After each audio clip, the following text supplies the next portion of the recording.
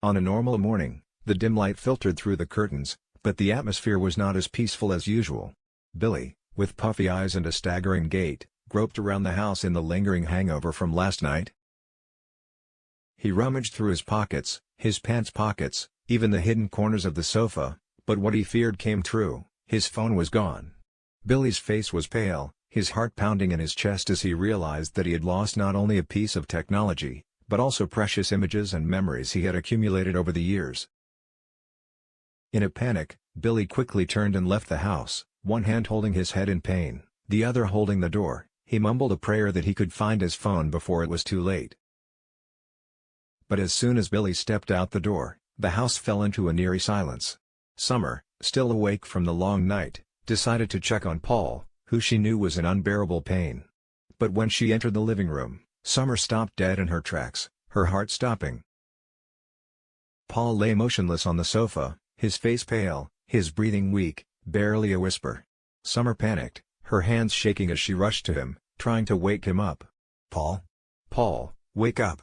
she screamed, but the only response she got was deathly silence. Bernie, hearing Summer's screams, rushed in. She saw the horrifying scene before her, and without a second's hesitation, she quickly dialed the emergency number.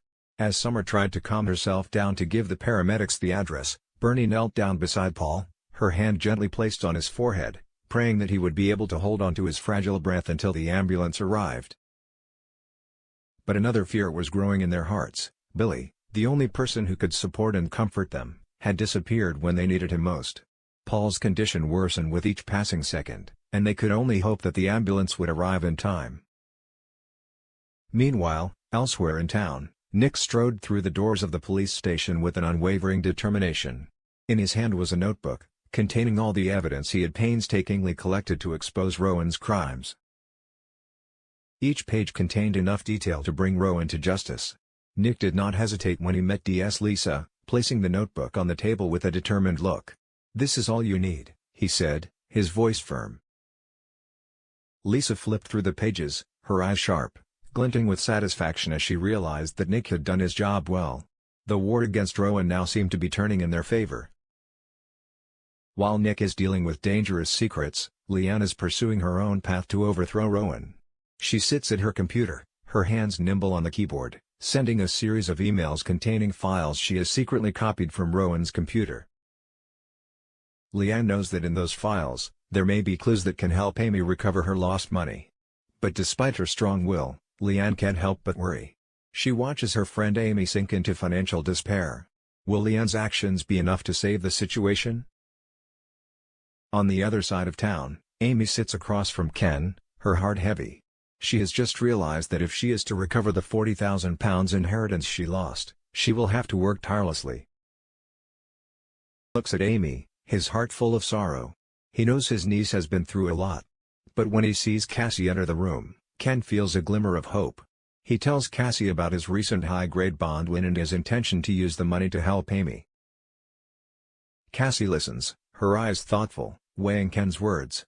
Can she convince him to change his mind? Or will she help Ken with his compassionate intentions? Meanwhile, Tyrone enters the house with a relieved smile. He has just received news that the traffickers have been caught, and Alina, the woman he has been worried about all this time, has come out of hiding. He informs Fizz that Alina will come to pick up Doran tomorrow, bringing hope of a new life. Fizz looks at Tyrone, feeling relieved that the danger is over. The episode climaxes as Lisa and Carla stand talking outside the station. They do not notice Betsy, her eyes sharp, silently approaching. Betsy drops into the conversation with a knowing smile, then suddenly hints that there's more to Lisa and Carla's relationship than meets the eye. Her ambiguous words set the tone, and neither Lisa nor Carla can shake the uneasy feeling creeping in. As the episode ends, viewers are left with a host of unanswered questions. Will Billy find the phone and make it back in time to say goodbye to Paul? What will Nick and Leanne do next to take down Rowan? Will Amy accept Ken's help? And what's really going on with Lisa and Carla's relationship? The suspenseful moments are waiting in the next episodes, which promise not to disappoint.